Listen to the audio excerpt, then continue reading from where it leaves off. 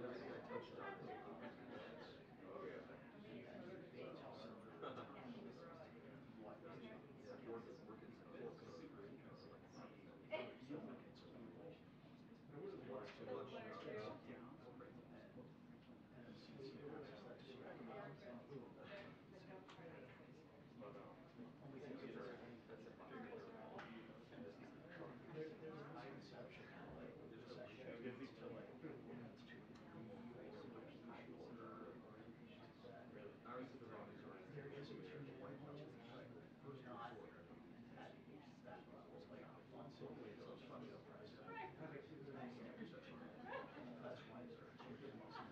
but I actually like working on all this because I have an actual guest that starts kind of yeah. Free drinks. Yeah, yeah. It's preferable. Except that you don't have us, right? Sure. You know what? I'm going to take that hit back. Yeah. That's great. Well, have a good weekend. Yeah. Take care. You? Yeah. Yeah, go for it. Is this live? Yes, take care. I was All right, like, take care. no worries.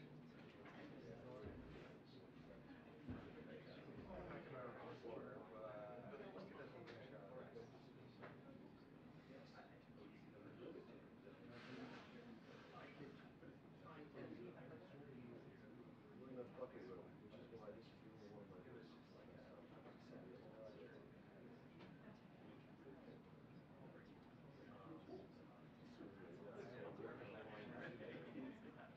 Line one, well, it's less dramatic.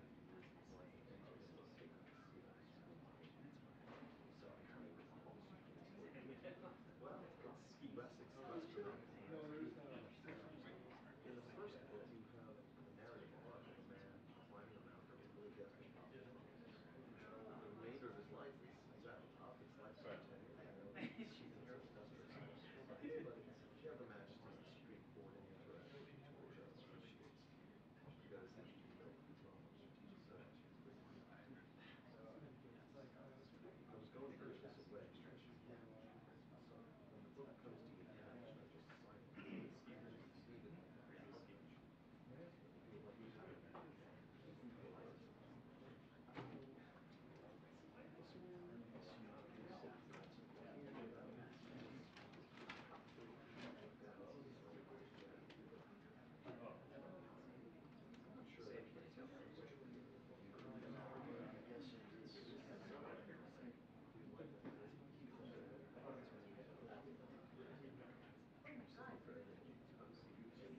Sorry. I hope you didn't strain anything. What's your name?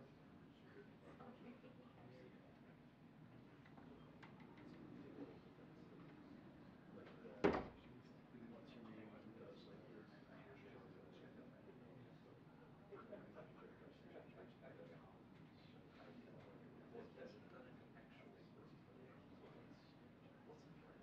what's in place?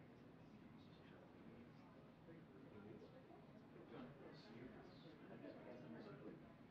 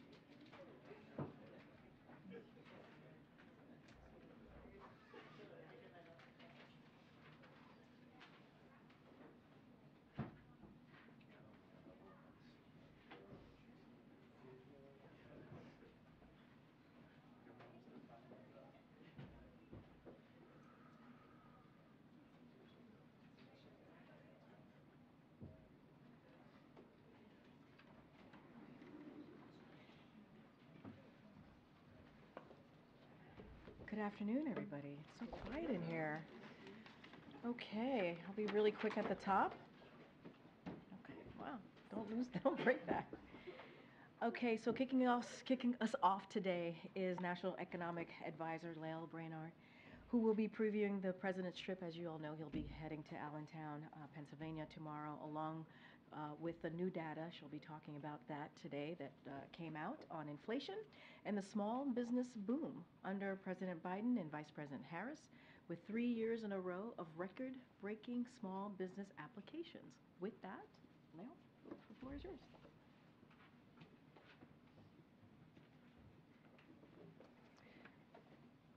Well, good afternoon. Tomorrow the President will travel to the Allentown area where he'll meet with small business owners. And as he did in Milwaukee a few weeks ago, he'll hear about how communities that had been left behind are making a comeback. Allentown was poorly served by trickle-down economics. It once was a booming steel town, but before the pandemic, employment and small business opportunities were lagging in Allentown. Thanks to the resilience and grit of the community and President Biden's policies, Allentown is making a comeback, as are many other towns around the country. Since the president took office, 32,000 jobs have been created in Allentown, and the unemployment rate has dropped from 6.4% to 3.9%. That's the lowest rate in 30 years. 17,000 more Allentown residents now have access to high-speed internet, and we're seeing investments in infrastructure and energy that are modernizing airports, fixing bridges, and supporting distribution centers and manufacturing like Pratt Industries. And an especially strong sign of hope and confidence, 4,000 applications have been filed to open businesses in Allentown in just 3 years. And that is part of a bigger picture. We got some data today that shows that we really are seeing a small business boom across America.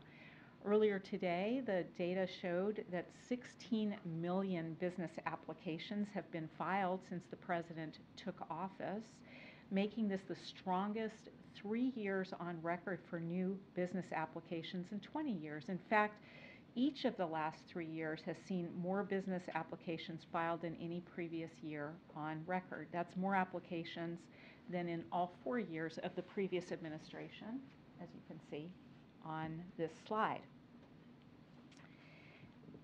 Analysis shows that those applications are translating into new business formation, and of course we know small businesses are huge job creators. Small business growth has been particularly strong among Black and Hispanic entrepreneurs, with Black business ownership doubling and Hispanic business ownership up 40% compared to before the pandemic. We also received encouraging news today on inflation that shows inflation is down nearly 2/3 as supply chain pressures have eased. And you can see this in this slide with the reduction in supply chain pressures over the last year being followed by reductions in inflation. Prices have come down for some key household items like eggs, milk, and toys. And of course, we've seen gas prices down. They're now below $3 in much of the country. And we are also going to continue our focus on lowering costs for American households. So the president is very focused on that. He has a agenda to lower prescription drug costs much higher here than in the rest of the world. So bringing down insulin prices, bringing down out-of-pocket costs for seniors, negotiating Medicare drug prices. And the president's also calling on corporations who increased their prices when supply chains were snarled and input costs were rising to bring those prices back down and to pass along the savings as input costs are coming down to consumers. In contrast, congressional Republicans have no plans to lower costs. Instead, they just continue pushing tax cuts for the wealthiest Americans and large corporations. So with that, I'm happy to take a few questions. Okay, all right. Thank you, Corinne. Quick question on the CPI numbers. Car insurance rate increases alone accounted for about 15% of the overall increase in CPI, and as a category was right up there with housing and rent. We want to understand what the administration is doing to tackle this. What leverage do you specifically have when you are talking with insurance companies? Yeah, so the administration has a variety of tools to look at particular areas where prices might be elevated. We are very focused where we have legislative authorities on using those, and that's really the earlier actions that we're taking on insulin, on Medicare, drug price negotiations, on out-of-pocket costs. Those are legislative authorities. We also, through our independent agencies, have both enforcement and rulemaking authorities, and that's where you've seen the action that's been so important on overdraft fees and bounce check fees and areas like family seating and baggage fees. And so in the area that you're mentioning, we may have some authorities there as well, but those sit with independent agencies. And then finally, of course, there is just the call to big business to bring down those prices that they increase so much when supply chains were snarled and pass those savings on to consumers. Are those agencies specifically talking to any of the insurance companies going forward? I would imagine some of those conversations are ongoing. Is there anything new that's happening that you can talk So about? I can't speak to particular actions by some of the independent agencies, but I can say that over all of our independent agencies, there's a real focus on tackling unfair and deceptive price practices that are leading to greater costs for American consumers. Thank you, Leila. It's nice to see you. Can you talk to us a little bit about how your team is monitoring the situation in the Red Sea, and what is the level of concern right now about the potential for that to drive up prices and mess up the global supply chain? Yeah, so the national security team is focusing on the attacks in the Red Sea area. We are very focused on the economic side, on monitoring potential effects on the U.S. economy. So far, we really have seen very little effect on the U.S. economy. Some shippers are taking alternate routes that is leading to longer shipping times, but so far that really hasn't had an effect on the U.S. economy. And again, as you can see here, the supply chain pressures measure that is the most comprehensive is down all the way back to pre-pandemic levels, which is due to all the work that this administration has done with the private sector on shipping, on trucking, on semiconductors, on a whole range of areas to get those supply chain pressures down. Do you have a sense of how long before this becomes a bigger issue? Is it days or weeks? So we'll continue monitoring. Those shipping lanes are more salient for other parts of the world, but of course we'll want to continue monitoring for any possible effects on the U.S. Thanks, Leila. Looking at the report, it looked like rent was one of the big drivers of inflation. It was up 6.2% over the course of last year. What's your analysis about why rent continues to be a driver of inflation, twice as high as average inflation? And what is your outlook for the next year when it comes to rent, particularly since mortgage rates are still so high, making it difficult for people to buy? Yeah, so the rent affordability and housing affordability generally is an area that really is salient for a lot of households as they sit around their kitchen tables paying their bills. Housing is a big one. We are very focused on housing affordability. We'd like to see Congress pass housing tax credits. The president has put them in his budget every year. Those have always been critical for increasing the supply of affordable rentals. We also have put forward proposals for first-generation home buyers to make that more affordable. Mortgage rates have actually come down over the last few months, so they've come down by about 1.25%. That will make a difference, but we're going to continue putting forward proposals and fighting to make housing more affordable, and we hope Republicans in Congress will work with us on that. Without that legislation, do you foresee any relief in the rental market over the next year? Well, certainly there are a lot of forecasts that do anticipate seeing those average rents coming down, but that's not enough. We need to take action. We need Congress to work with us on that. Thanks. I wanted to ask about the tax negotiations on Capitol Hill, but first, just to follow on MJ's question, other than shipping time, what are the kind of real-time indicators that we should be looking at to see if there's an impact from what's going on in the Red Sea on the U.S. economy? So, of course, there's been a lot of focus on oil prices. Oil prices have been volatile, but we really haven't seen an increase there. And as you know, retail gas prices are down about $1.90 and are now below $3 for most Americans at the pump. But that is such an important expenditure for all American households that we're going to continue to monitor that very closely. Shipping costs, shipping times are something that we're also monitoring. And then on the tax negotiations, I know that the deal is still being hammered out and might not actually come together, so you guys may not have been able to do a full analysis of the impact, though if you have, feel free to share it with us. But I'm wondering how the White House is sort of balancing the potential impacts. Obviously, a child tax credit is something the president's fought for. The R&D credits against the worry about inflation and how it could kind of counteract some of the progress that you've seen on inflation.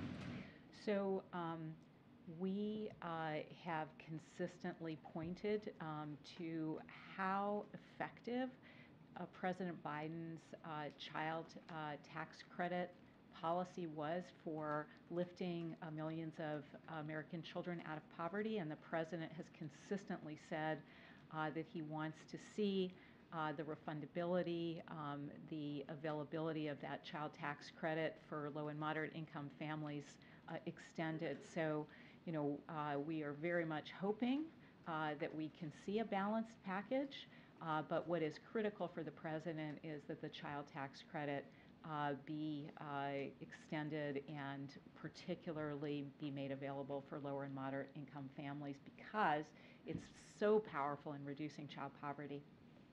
You spent a lot of time last year on the banking crisis. How do you assess the current health of the banking industry, especially the mid to smaller size banks that were affected last year?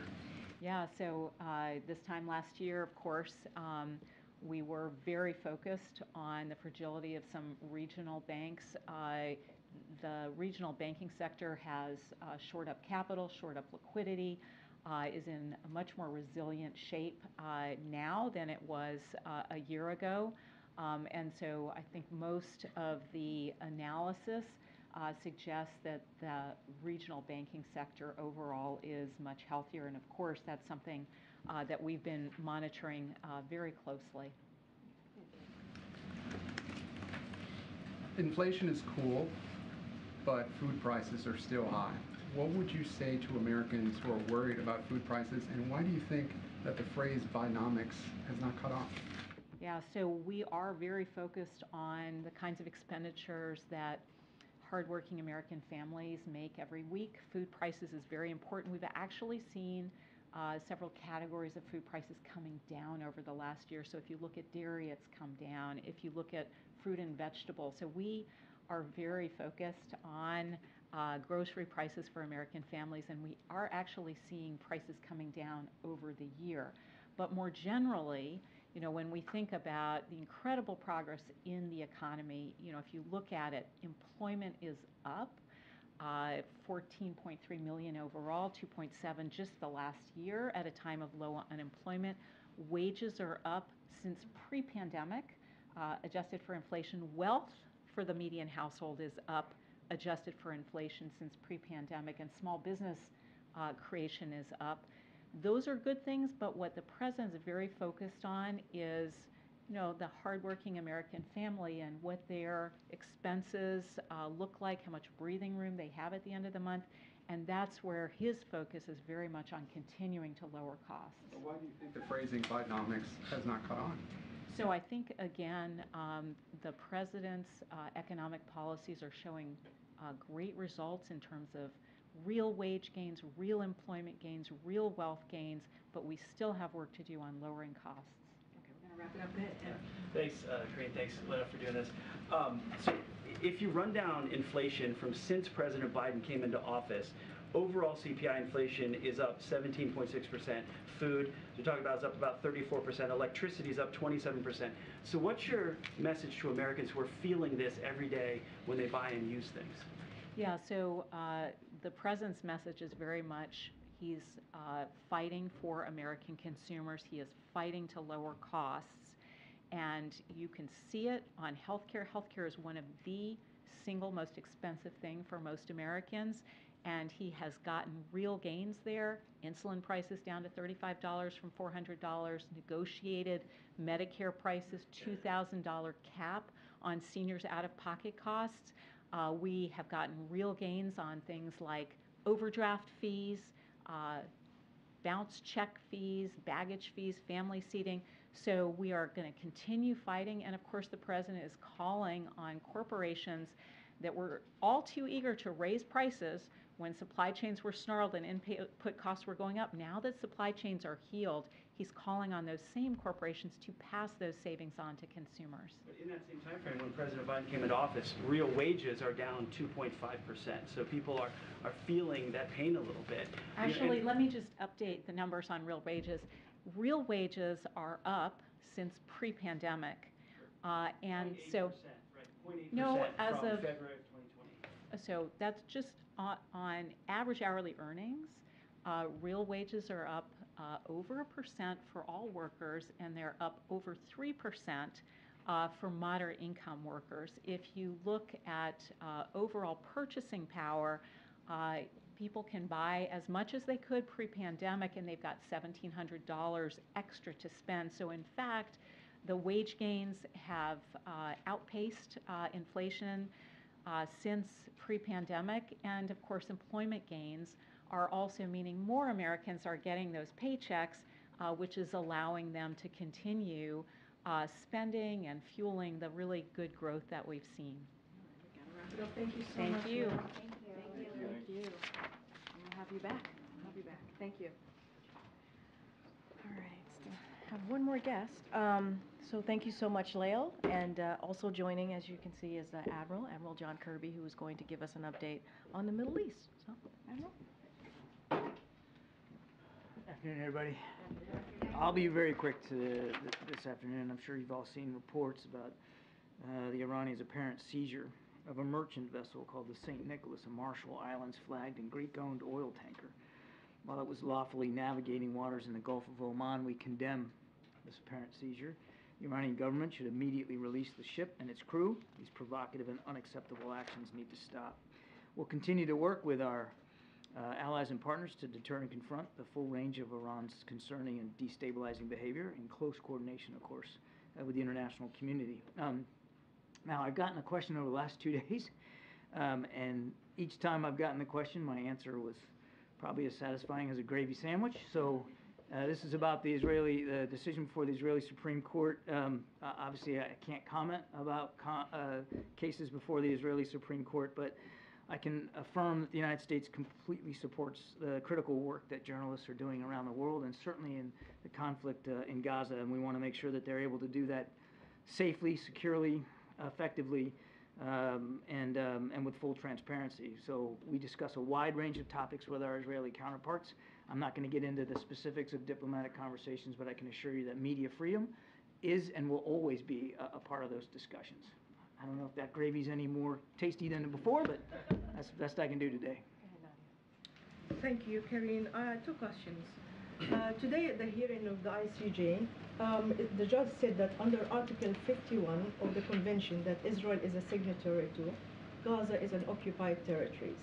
Despite the fact that Israelis withdrew troops, Israel maintains control over land and sea. And therefore, the protection of civilians in Gaza is a legal obligation of Israel. So, number one, do you agree that Gaza is occupied? And second, is protection of civilian legally under the Israeli jurisdiction? I'm not going to render a legal opinion from this podium, Nadia. We have said repeatedly that we believe these allegations, this case, is unfounded. And that there's no basis for accusations of genocide against Israel. That's not a word that ought to be thrown around lightly, and we certainly don't believe that it applies here. Now, to the question about civilians, again, I'm not an international lawyer. I'm not going to pretend to be, but we have since the beginning talked to our Israeli counterparts about the special burdens that modern militaries, particularly modern democratic militaries, have when they conduct military operations to protect innocent civilians and to protect civilian infrastructure. Those conversations continue, including on Secretary Blinken's trip. Okay. Since you're not an international lawyer, I will advise you to read what the judge said, which is Israel is in violation of Article 2A, 2B, 2C, and 2D. He said that the bombing campaign in Gaza is the heaviest in the history of modern warfare, including what the Russians doing in Ukraine. So he asked the Israelis to suspend immediately the military operations in Gaza. The White House position is no ceasefire. So is the Biden administration in violation of international law? No. And the call of the judge No. to suspend No. military operations No. in Gaza? The judge's statement notwithstanding, the answer is absolutely no. Israel has a right and responsibility to defend itself. We're going to continue to make sure that they can do that. We're going to continue to supply them with the tools and capabilities they need to do that. No country should have to live to that kind of threat next door. So no, we are not in violation, and we're going to continue to make sure Israel has what it needs. I'll add one more point. We're going to also continue to make sure that humanitarian assistance can get to the people of Gaza, that Israel conducts its operations in the most precise, careful, deliberate way possible so that they can minimize civilian casualties. Will you change your position if the final ruling is actually the I'm not going to violation? get into hypotheticals from here. We have made our position clear. I did want to follow up on the ICJ proceedings. You obviously made the position of the U.S. clear, but will the U.S. accept the court's decisions or penalties if Israel is found by the court to have committed genocide? Again, I'm not going to get ahead of where we are in the process. Can Israel count on the U.S. to block any potential sanctions that are levied by the court should it come to that? I'm just not going to hypothesize or get ahead of the process here. We've made clear our view on this particular case, and we've made clear our view on supporting Israel as they defend themselves. Secretary of State Antony Blinken said that the U.S. is prepared to take action against Houthi attacks in the Red Sea. He seemed to make more forceful comments about it. Just how far is the U.S. willing to go? We talked about this yesterday. I'm not going to telegraph punches one way or another here.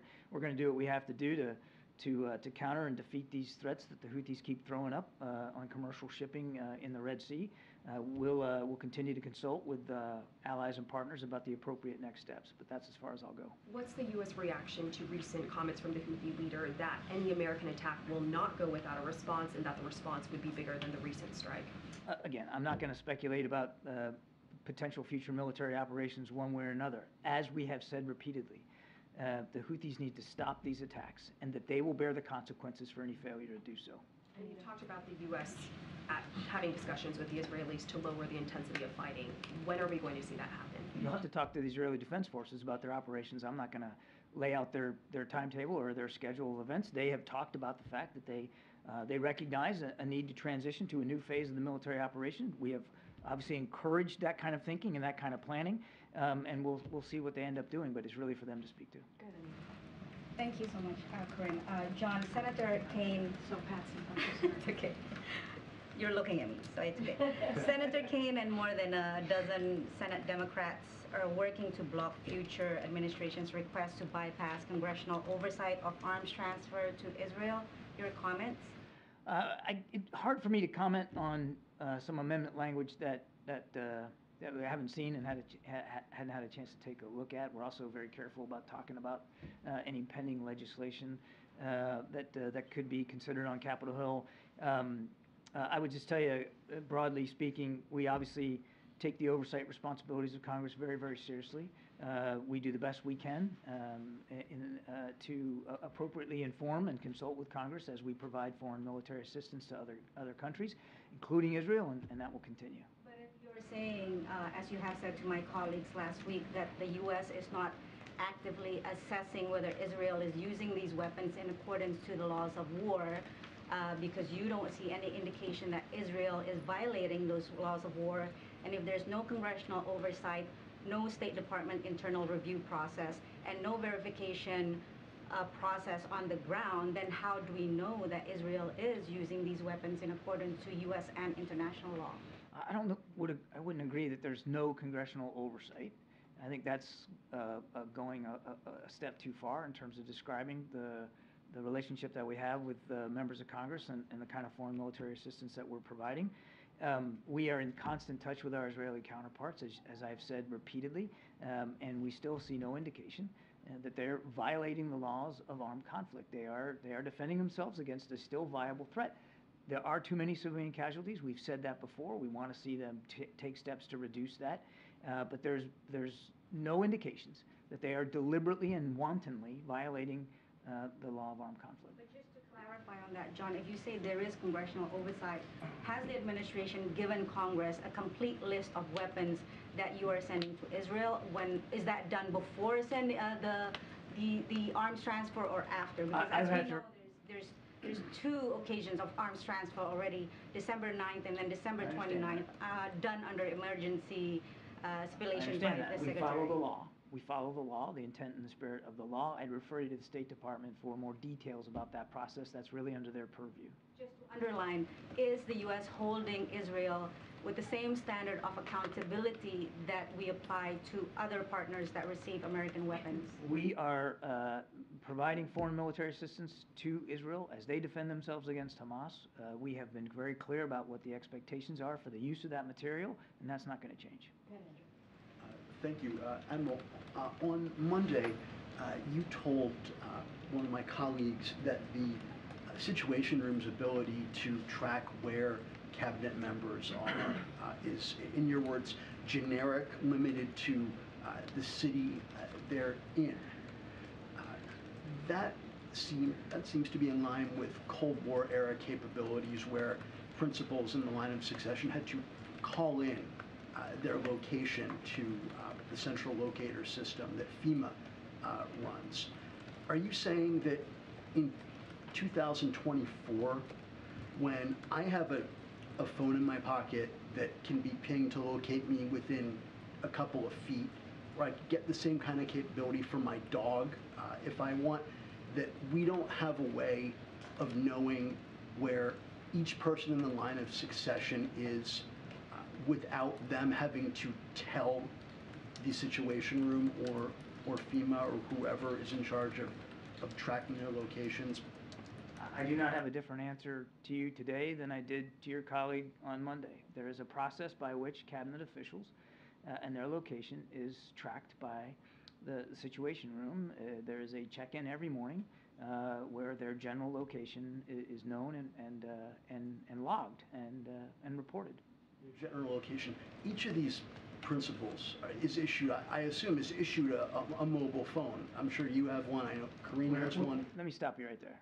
We're not going to track the GPS coordinates on somebody's mobile phone in the administration, and we're not going to plant a microchip in their neck like they're a poodle. They check in every day, and we know where they are, and I'd leave it at that. But the problem is with Secretary Austin, you didn't know where he was.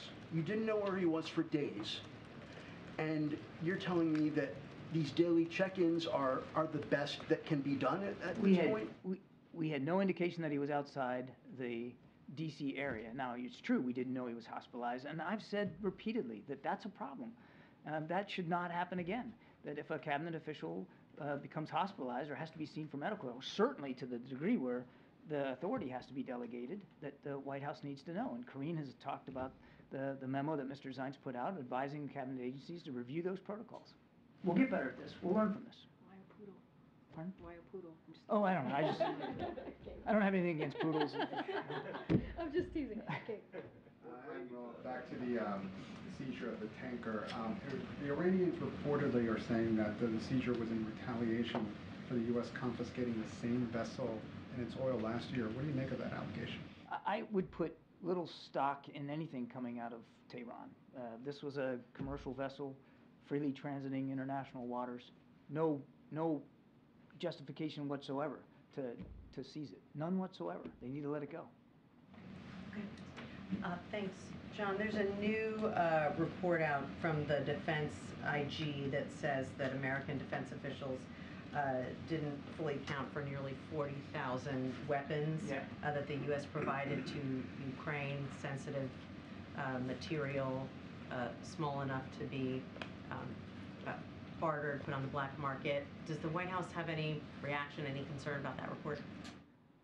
Certainly, I'd refer you to the Defense Department for a more detailed reaction, but just let me broadly say we have for many, many months now been interested in improving accountability over the end use of material that is provided to Ukraine. We have had that conversation with our Ukrainian partners, and they share our concerns about accountability. Now, we are grateful for the work that the DoD IG did. That was a significant body of work, and we appreciate that. We're going to go through this. I know DoD has already gone through this and reacted to it. I would also note that the report made clear that DoD has made some improvements, including things like handheld scanners, and tried to boost a little bit of the footprint there at the embassy to try to help with better tracking of material. The report also noted, which I think is not two insignificant things that it noted. One, that there's no evidence, the report noted, there's no evidence of any sort of wide-scale diversion or illicit diversion of any of the material that's been going on to Ukraine.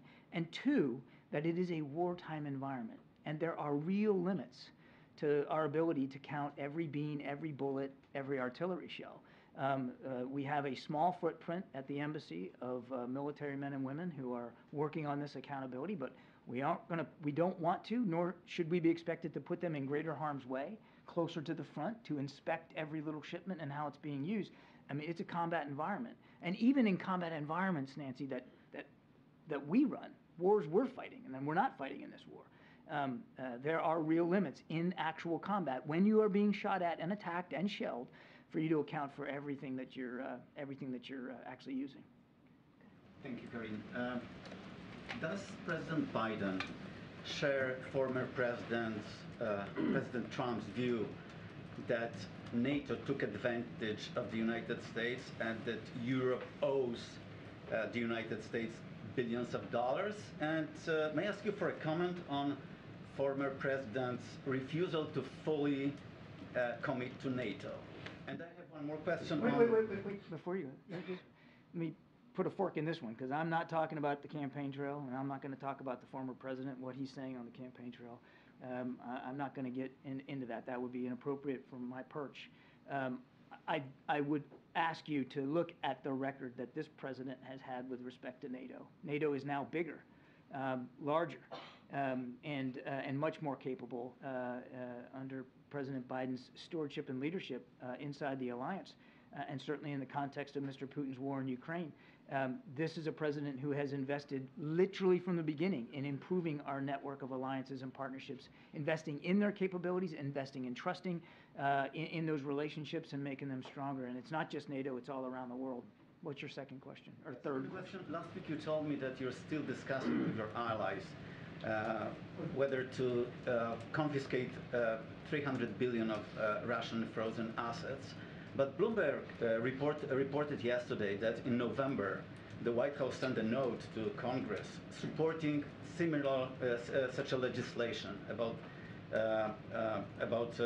confiscating Russian assets. Could you clarify your position? Do you support in principle confiscating those assets, but you're discussing just details or the way to do it, or you're still waiting? I don't have an update for you on that. Yeah. Thanks, Corinne. I have a question on Argentina. Argentina and the IMF announced a new staff-level agreement yesterday, and the IMF expressed support on President Javier Milei's economic policy. Does the White House support this new deal between Argentina and the IMF? I'll have to take that question. Thank you. We're seeing an uptick in threats against judges. One recent example, the judge overseeing former President Trump's civil fraud trial in Manhattan was the latest victim of a false swatting call. I wanted to ask what you're doing at the federal level to help local police departments deal with this increase in threats against judges. I'm afraid that's a little out of my lane. That's probably a better question put to the Justice Department. Obviously, we don't want to see anybody come under these kinds of threats, and want to make sure that they can do their jobs, particularly in jurisprudence, in a safe and effective way. But I'm afraid you're out of my swim lane on that one. I'm sorry. Back to the situation in the Red Sea, I know you're loath to get into details about any potential attacks, but understanding that, are there any red lines or steps that the U.S. would not take or would not be a part of that you could outline? No. Do those red lines exist, or you just wouldn't outline them? I just don't think it's helpful, MJ, from the podium here to talk about or speculate about any potential future military options one way or another that the Commander-in-Chief is weighing or has weighed. We take seriously the responsibility to protect our ships and our sailors at sea, as well as the responsibility to protect the flow of international commerce. You talked to Lael Brennard here about how important that waterway is. It is. It's vital. And we take those responsibilities seriously. I would add that we're not the only one. Other nations are joining us in that effort. Some 20-plus nations now are involved in the Operation Prosperity Guardian. These attacks need to stop. And we're going to do what we have to do to continue to protect that shipping, to protect our sailors. And just quickly on Secretary Austin, you've now had to answer many, many questions about his hospitalization and the fallout from that, including today. Do you personally think that it might be helpful for the White House if the Secretary of Defense were to take questions from reporters himself? Is that something that you think might be a useful exercise when he is better, when he's out of the hospital? I don't answer questions up here personally. I am a representative of the National Security Council and the administration. I would refer you to the Pentagon to speak to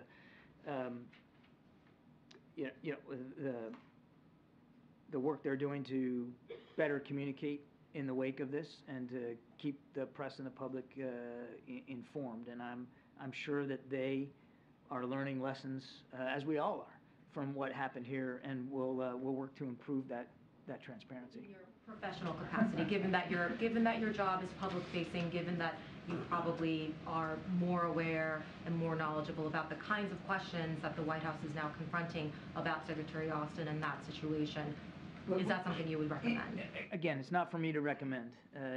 This is really a question better put to leadership at the Pentagon. But, and Karine has spoken to this, the President is committed to transparency. We're all committed to being as transparent as possible on a range of issues. We endorse and are in favor of efforts to be as transparent with the American people as possible, national security implications obviously notwithstanding. Yes, Mr. Kirby, thank you, Karine. As the government of Ecuador is trying to take control of all the country jails, I wonder if the U.S. has given any advice or any aid to the president of Ecuador that has deployed the military to try to retake control of all these country jails. With the caveat that I don't have a lot of extra detail, we talked about this in at some degree yesterday. We are in touch with our Ecuadorian counterparts. Obviously, the State Department is in touch. We obviously support the needs for the Ecuadorian people to be safe and secure, and we have offered support and will continue to stay lashed up with the government there to see what it is they need. But I don't have any new updates to give you today from yesterday. The offer of support still stands. I'm not aware that they have asked for or requested anything like that, and the State Department's really a better place to go for that. Thank you so much. So Politico reports that according to U.S. officials, there is a rising risk of Hezbollah striking Americans in the Middle East or here in the United States. So is there anything you can say about that? Has the threat environment changed in that regard? I would just say that we're constantly monitoring reports coming out of the region.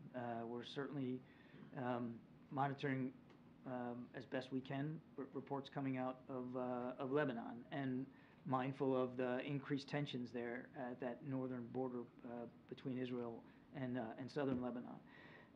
We don't want to see the conflict escalate. We haven't seen Hezbollah take steps to do that in any meaningful way in terms of like really coming to the assistance of Hamas.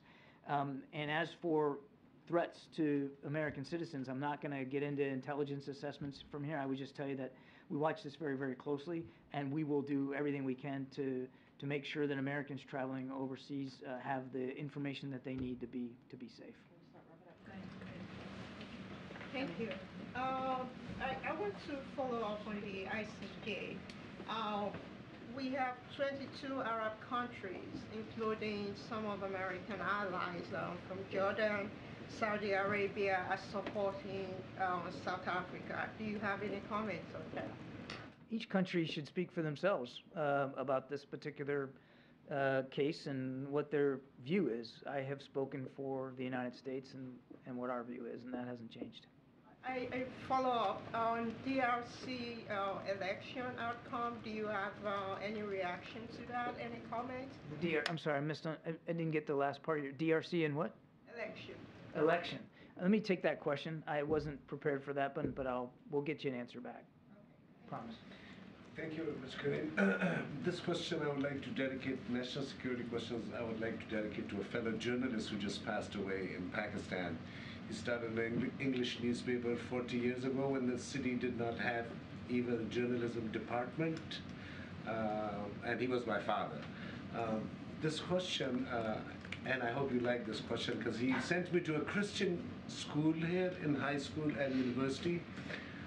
So then going back to Pakistan, I met many religious fanatics over there who had no idea about Christianity.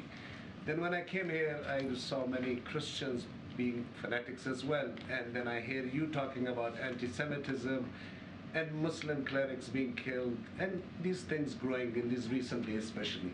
So my humble suggestion as a journalist is that as a national security advisor, don't you think it's time you create something where you can bring harmony to tell these people that look, Isis and Moses and Abraham, it's the same people that are in Islam as well.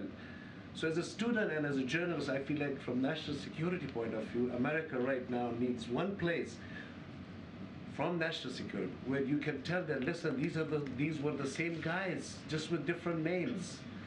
So this is one of my national security thing that I feel like as an international journalist, I should bring this to your notice. I appreciate that, and my condolences to you and to your family for the loss of your dad. I know how painful that can be. Look, President Biden has been very clear. Our foreign policy agenda is really driven from a foundation of human and civil rights, and certainly that includes religious freedom. And he does not, and has not, will not tolerate discrimination based on faith or any violence that's hate based in that comes from that basic core. So we stand by that. We have to wrap it up. Go ahead. Thank you. Just a quick question on Gaza. Just given the very slow trickle of humanitarian assistance now getting into Gaza, are there any fresh concerns about a famine breaking out that you have, or is there any new assessment? We recognize that there are real food security issues in Gaza, 100%. And that's why food has really been one of the main staples of the humanitarian assistance that we have been trying to get in, food, water, medicine, but food certainly right at the top of that list. We understand that there's a lot of hunger and starvation in Gaza. We're not taking that seriously, which is why Secretary Blinken, again on this trip, was so focused on trying to see what we can do to increase the volume and the speed with which those trucks are getting in. Now, we're grateful that the Israelis have opened up now Kerem Shalom. That allows a second venue, but I'm not gonna I'm not going to spin it here. There is not enough trucks getting in. We're not satisfied with the level right now. You know, at the maximum on a given day, I think we've been able to reach around 200, and that's dramatically less than what was happening pre-war. Now, again, combat conditions make it harder to get stuff in there, but more work needs to be done, and I can assure you that we're not going to take our eye off that ball. We know that there's many people suffering in Gaza, not just from hunger, but other needs, and we're going to do everything we can to alleviate that. Any new updates on military assistance to Ukraine? I mean, has the well really run dry here, or what Yes, does it look like? we have issued the last drawdown package that we had funding to support, and that's why it's critical that Congress move on that national security supplemental request and we get more funding. The assistance that we provided has now ground to a halt. The attacks that the Russians are conducting are only increasing. And now, as I talked about earlier this week, they're using North Korean ballistic missiles to do their dirty work. So the need is acute right now, particularly in these winter months. John, the hostages, are they any closer to being released? John? All right. I do want to say one thing to Courtney's question about federal judges under threat and any violence. Look, this is a president that's been very clear. This administration has been very clear. We condemn any form of threats or violence against any judges, against any group, against anyone. And so I just want to make that clear. That is something that we're going to be certainly steadfast on continuing to say and be very clear about that. Sungmin, you want to kick us off? Thank you. Two topics, if I may. There are reports that Speaker Johnson might renege on the top-line spending deal that he's reached with Senator Schumer. And now the Speaker has come out and said that he's made no commitments to doing so. He's just talking with members of his conference right now. But what is the White House's message to House Republicans who want to not abide by that deal between Johnson and Schumer? So just a couple of things to say on that. Like, House Republicans, as we know, voted for an agreement back in May. That is what we know. That is a fact. Speaker Johnson reaffirmed it on Sunday. He did it himself, his own words. And so we have an agreement. Republicans need to keep their word and stop playing or any games here. We cannot have a shutdown. The American people do not deserve a shutdown, and that is their basic duty, to keep the government open. We've been pretty consistent about this. But again, there was an agreement House Republicans agreed on in May, and the Speaker Johnson reaffirmed it on Sunday. And on another topic, this week alone, President Biden has had 3 of his judicial nominees withdraw from consideration. So can you discuss what's happening with that? Are there vetting issues on the White House end? There didn't seem to be blue slip issues here. So are you facing more resistance from members of your own party on nominees? Or do these nominees just not want to go through the confirmation process? So look, I'm assuming it's a case-by-case situation. Every person has probably their own reason to not move forward on their particular specific respective nomination. So I can't speak to it in a broad stroke, obviously.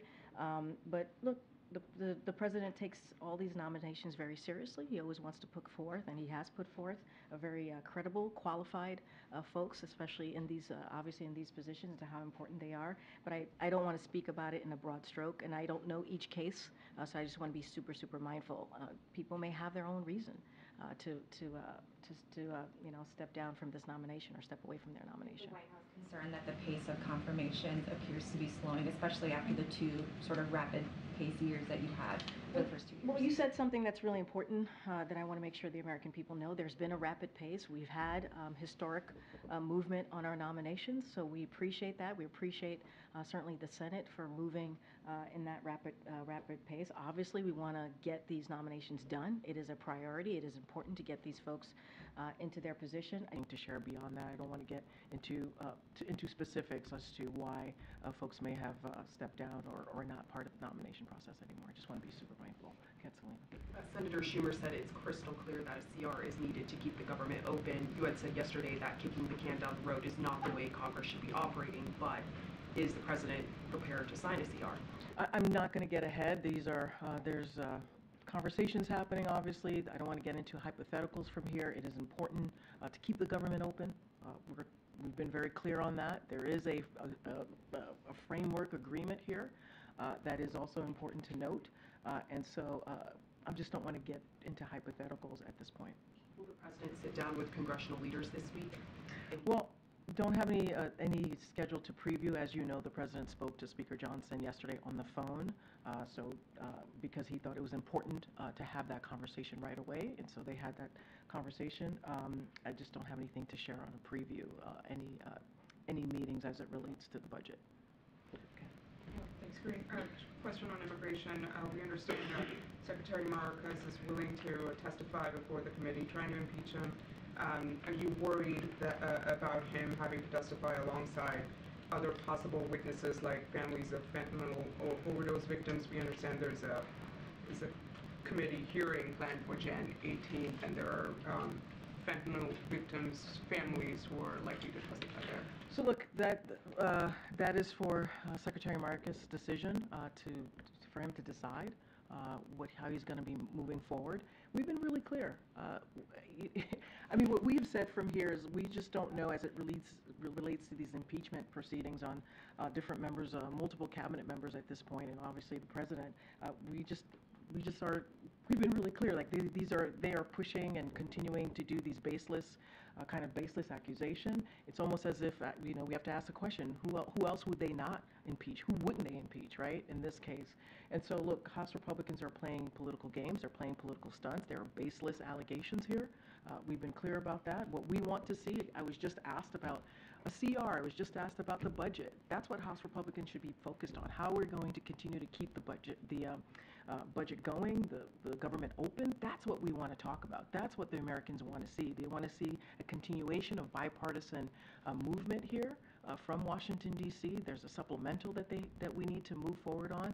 And instead of playing these political games, having these political stunts, it is really shameful and it's unfortunate. Last week said he has asked the United States to give work permits to 10 million long-term Hispanic immigrants in the U.S. illegally, and also provide $20 billion in development funding in the Americas, and also lift all sanctions on Cuba and Venezuela. A lot of demands. Is the White House willing to do any of those things? And who did you say was asking us? Oh, so look, we have a very robust, strong relationship with the President of Mexico, so I just want to put that out there. And we've worked well together in dealing with irregular migration and what's happening in the region. So I'm just going to not get into specifics about his ask. It's not, I will say this, it's not a transactional relationship with Mexico. It is indeed a partnership, a diplomatic conversations that we have with them. I'm just not going to get into specifics. Thank you. President Biden has not had any events at the White House in the new year, and he's been kept from public view for 3 full days now. Why? The president had a 3-day swing, went to 4 states in the new year. He went to, just recently, he went to Pennsylvania, Valley Forge, where he gave a really impactful, important remarks on our democracy, protecting our democracy on the eve ahead of January 6th. What we saw in 2011 on January 6th was an attack on our democracy, and he went out there and he spoke to the American people. It was very well received, and this is something that he's going to continue to do. He went to, obviously he was in Delaware, and then he went to South Carolina, also gave another impactful speech on our democracy and our freedoms, and then he went to Texas to honor a former congresswoman, EBJ, who recently passed away, and he went there to pay his respect. So the president did a three-day swing. He went to 4 states. He's been out there. He's been able to talk directly to the American people, and we think that's really important. Tomorrow, he's going to be in Allentown. You heard from Lael, where he's going to talk about small businesses, how important, especially in Allentown, that's been. 15 million applications in 3 years. That's a record number because it's important to see how Bidenomics is working. He's going to talk about Bidenomics, but let's not forget, if people are starting small businesses, they must have some confidence in the economy. So he's looking forward to being out there tomorrow and talking again directly to the American people.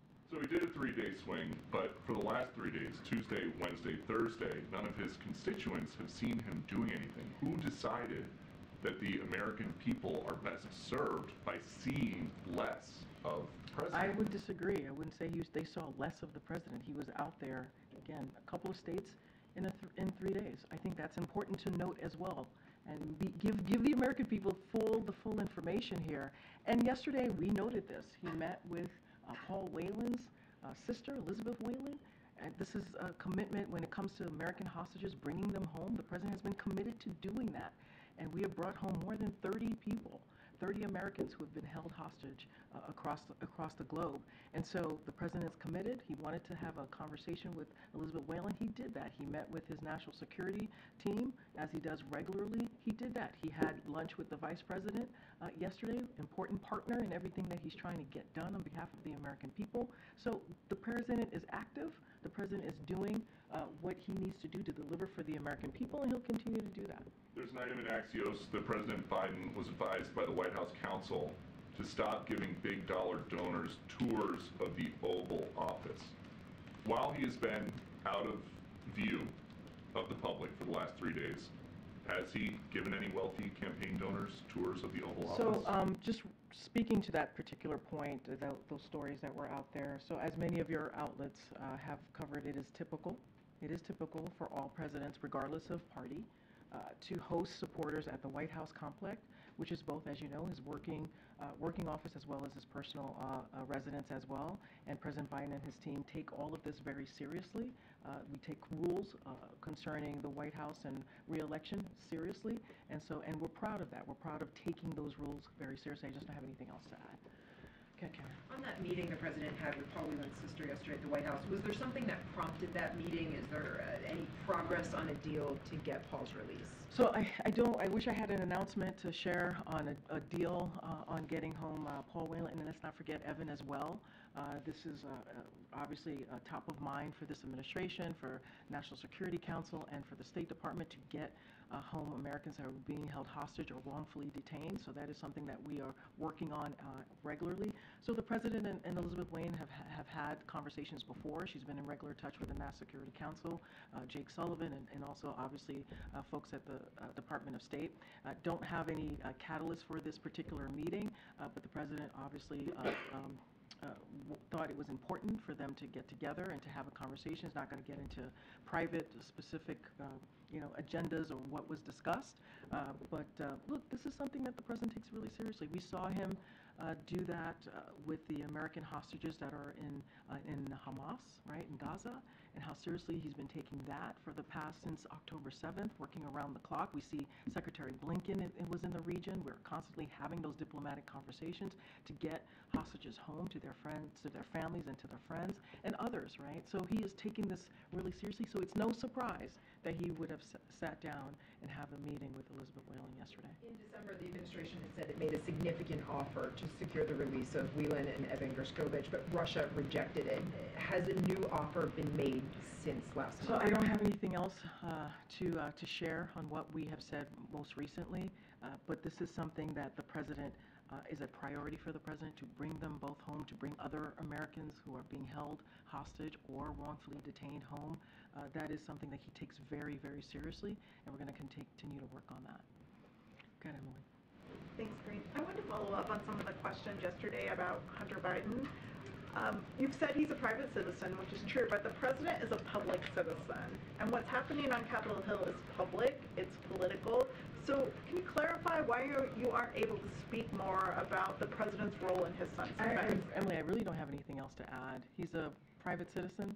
He's not a member of the White House. He doesn't work here. I just don't have anything else to share. I would have to refer you to Hunter's representative. I don't have anything else to add to that. U.S. oil production hit an all-time high in 2023. Curious what the administration's sort of response to that measurement is, and how it sort of fits in with the broader agenda of transitioning the EVs and the green agenda that the president talks so much about in the context of like job creation in the economy. Yeah, look, we've always said how important it is to transition to obviously the EV.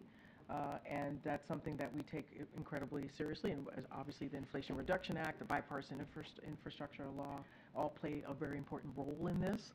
And one of the things that we've worked really hard on is making sure that, as we talk about oil production, making sure that gas prices go down, right? And that is something that we've seen over the past couple of months. We see that they're under $3 in about 28 states.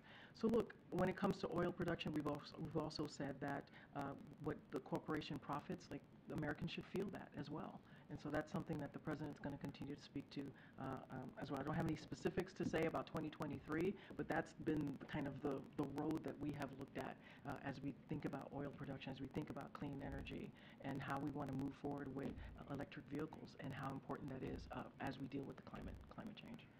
I'm trying to call people back. Go ahead. Thanks, Corinne.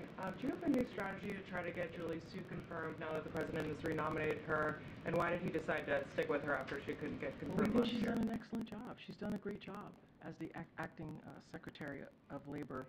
We've had a couple of negotiation agreements that she was very much involved with labor, and helped us helped either with technical assistance or being directly involved land some of those agreements that were incredibly important to labor workers and their families. So that's important.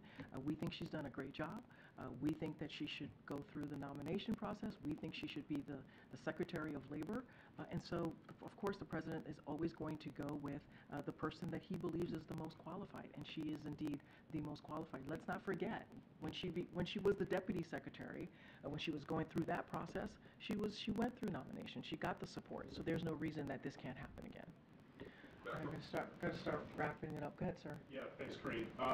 Governor Westmore earlier this week proposed launching a statewide gun violence prevention center like the White House has suggested. My question is, have you been in touch with any other governors about this initiative? So, look, I think it's important. We are glad to see that the Governor of Maryland has started an office to prevent gun violence. Obviously, as you know, we did that here, which is one of the first office of its kind. We are constantly in touch with local and state officials and localities on how to move forward in dealing with gun violence in their communities. I don't have any conversations to speak to about any other states doing the same. Is the President disappointed at all that that initiative hasn't, been embraced rapidly by some of these states experiencing a rash of, violent murders and other violent? I mean, look, the President has been very clear. There's a gun epidemic here in this country, and he's going to do everything that he can to deal with this. That's why he took the executive actions that he has, more than 24, more than any other presidents, certainly in their first term. That's why we were able to pass this really comprehensive piece of legislation that he signed into law, obviously, that dealt with gun violence. All of these things are critical and important. We are going to work. One of the charges of the gun violence office here at the White House is to work with localities, is to work with states on how to move forward in dealing with gun violence in their community, the support that we can give them, how to implement some of the executive actions that the President has signed, certainly parts of the legislation that is obviously now law, into their communities. And so we're going to continue to work hand in hand to prevent gun violence in those communities as you just laid out what we're seeing. All right, everybody, thank you so much. We'll see you on the road tomorrow.